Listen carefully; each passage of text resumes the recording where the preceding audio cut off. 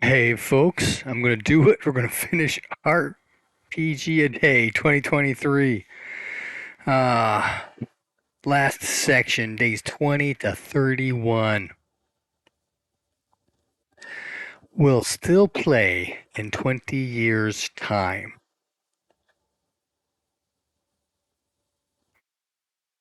Where did my book go? Shoot, I thought I just had it. Oh, there it is. It slid away. Ah, in some form or fashion, RuneQuest. I'll never give it up. My favorite licensed RPG is RQG.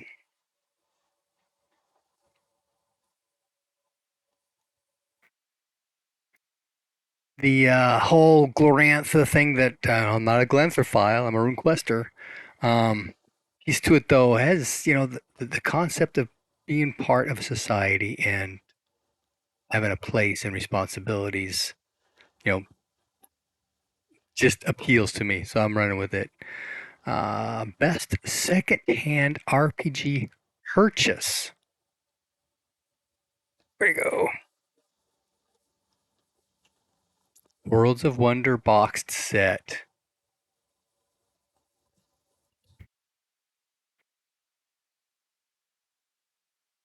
Complete with dice.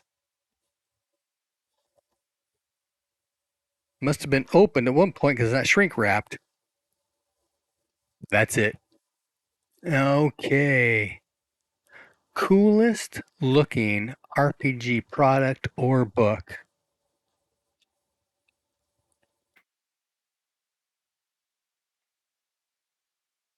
Stormbringer. Iconic picture. That sword kills gods, and you know it.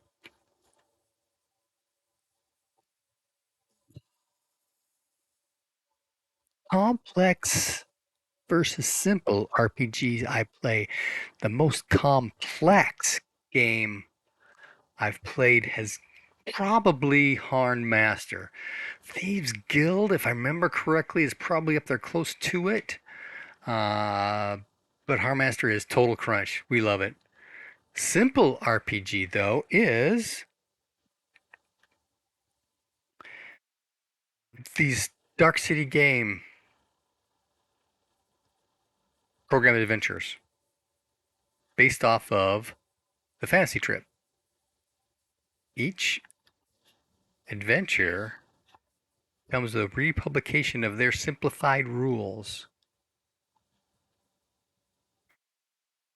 1, 2, 3, 4, 5, 6, 7, 8.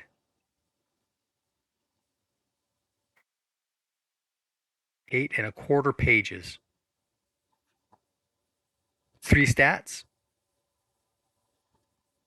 1 die, D6s. That was one of the things that I loved about the Fantasy Tree in the first place is the 3d6 bell curve thing. I loved it. Okay. Unplayed RPG I own.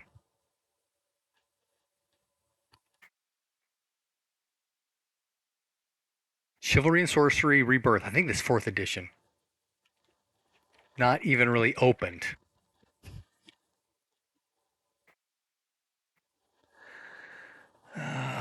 Favorite character sheet.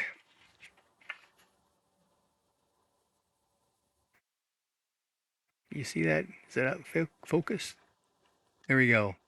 Now this is my homebrew system based off of RQ RuneQuest. Um, I used to use a modification of the Fantasy Trip for this.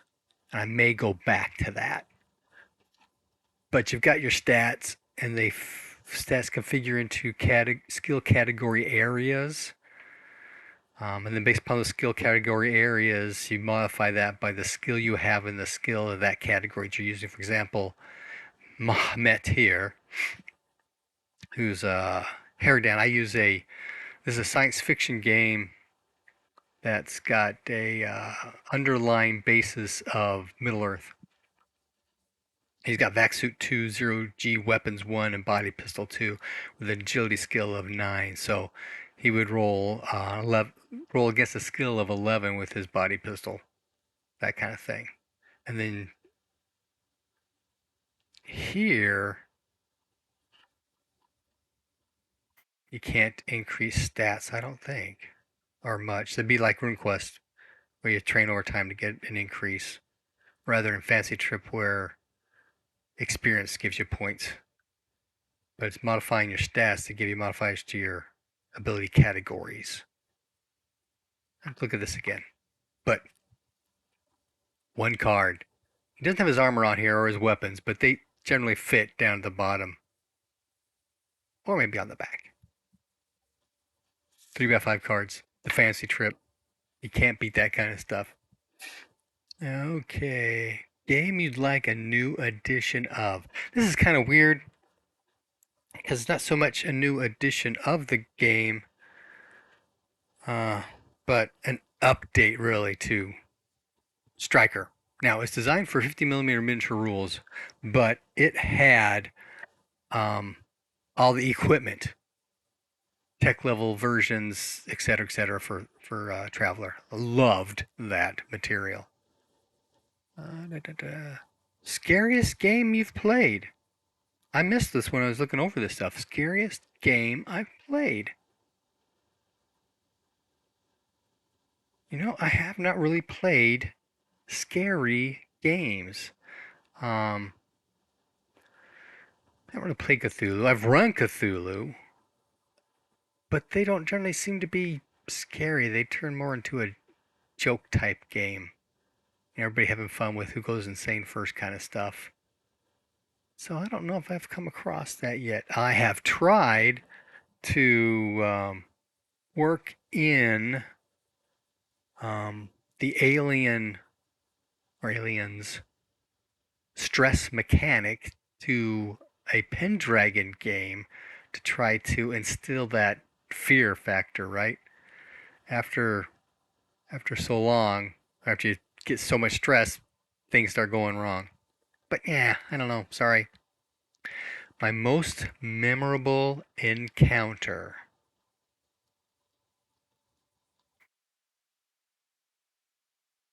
I would have to go back to the Ranger with the Oar and the Dwarf. I've told that one a number of times. Terry Bingham was going to use the oar to knock Brian Wages' dwarf unconscious because the dwarf got into the boat before realizing he had a catastrophic fear of water. And so he did an aim shot to the head, just trying to knock him out, right? Got a critical success, though. And he rolled massive amounts of damage. He ended up with a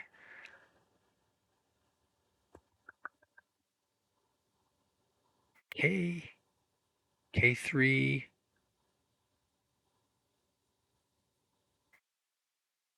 U4, I think it was. Kill on 3, 6 dice, unconscious on 4, or something like that, right?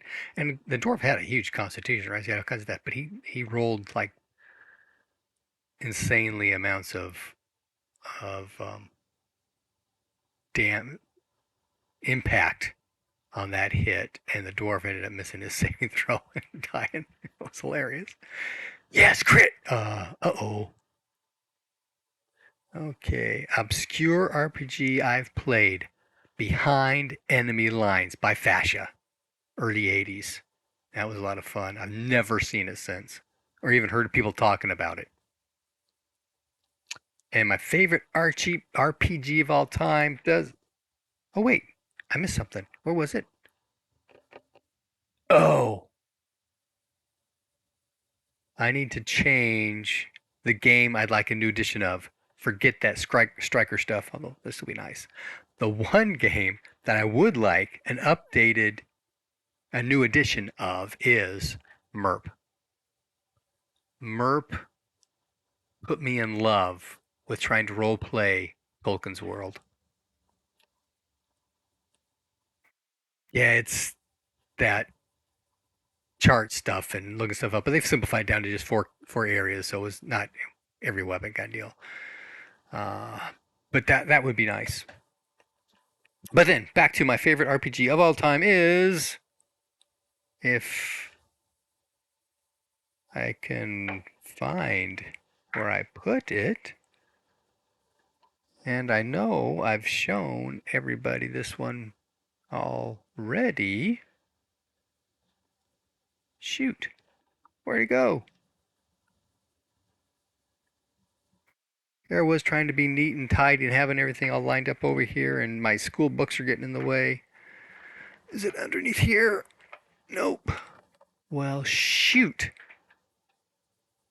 It is a toss-up between RuneQuest, RQ2. Oh, here we go. RQ2 and the Fantasy Trip, the original one. The re-edition thing that Steve Jackson did not appeal to me like I thought it would have. I felt, at least in the skills category, they went too generic in certain things. Some of it made sense. You get these modifiers for this kind of skill. Similar skills should have a similar sort of track record. Yeah, not a problem there. But then there were some unique things like fencing. The fencing skill is using a sword well. It's not rapier +1 stuff. Yeah, I did not appreciate that at all. But there we go. But my heart belongs to RuneQuest. Happy gaming.